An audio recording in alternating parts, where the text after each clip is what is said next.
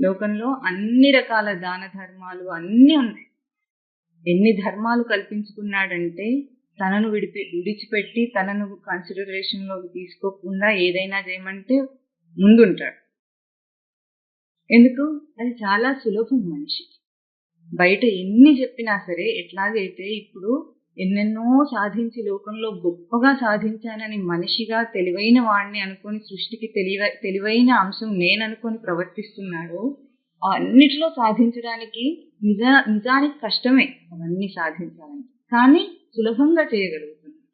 ఇప్పుడు ఇంత technology develop అయింది, ఇన్ని సౌకర్యాలు వచ్చినాయి, ఇన్ని వసతులు వచ్చినాయి అంటే ఎట్లా వచ్చినాయి? అవన్నీ ఎవరో ఒక తెలివైన వాడు చేస్తేనే వచ్చినాయి. ఆ ప్రయోగం అంతా చాలా సులభం అన్నట్లు అన్ని కనిపెట్టేసి అన్ని వాడేసుకొని ఎంతో గొప్పగా ఫీల్ అయిపోతున్నాడు. ఈ రోజు మనిషి చాలా సాధించాడు.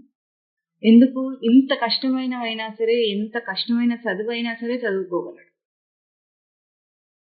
ఏ తెలివి లేకపోయినా సరే ఆ కోర్సులో జాయిన్ అయితే ఎట్లా ఉంటుంది? ఆ 4 సంవత్సరాలు అయిపోయేసరికి అందులో నిష్ణాతుడైపోతాడు. ఇట్లా అన్నీ చేయగలుగుతున్నాడు. కానీ భజన అంటే అది కాదని అర్థం చేసుకోవటం లేదు. ఎందుకు అర్థం చేసుకోవటం లేదు? ఎందుకు ఇన్ని ప్రయోగాల్లో కూడా విఫలమవుతున్నారు? ఇంత ఫెయిల్యూర్ ఎందుకు? ఇవన్నీ చేసి ఎట్లా ఉండాలి? ఈరోజు తృప్తిగా ఉండాలి. అవునా? మనిషి తృప్తిగా ఉండక్కర్లేదా? అన్ని సమకూరినాయి. డబ్బు కూడా బాగానే ఉంది ఇప్పుడు ఈ కాలంలో, అంత పేదరికం లేదు. కానీ తృప్తి లేదు. ఎందుకు లేదు? ఎందుకు లేదు ఈ తృప్తి? ఇన్ని చేస్తున్నాడు, పుణ్యం అని ముందు కంటే ఇప్పుడు భక్తి ఎక్కువైపోయింది. ఆర్జిత సేవల్లో ఎన్నేళ్లకైనా బుకింగ్ ఉంటుంది వెంకటేశ్వర స్వామి.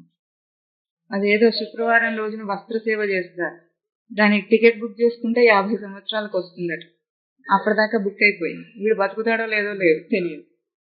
అంత కష్టంగా ఉన్న అన్ని సేవలకు బుకింగ్ అయిపోయింది. అంటే సేవ చేస్తూనే ఉన్నారు కదా, భక్తి ఉంది కదా, మరి ఇంకా ఆయన భజ గోవిందం అని బయటపడుతున్నాడు. ఎందుకు కావటం లేదు? ఎందుకు కావటం లేదంటే ఒక మూల సూత్రాన్ని, ఇక్కడ గురుదేవులు మనకు అందించిన సూత్రాన్ని మననం చేస్తున్నాం. భజన చేయటం అంటే ఒకటి, తనను పరిగణలోకి తీసుకోవటం.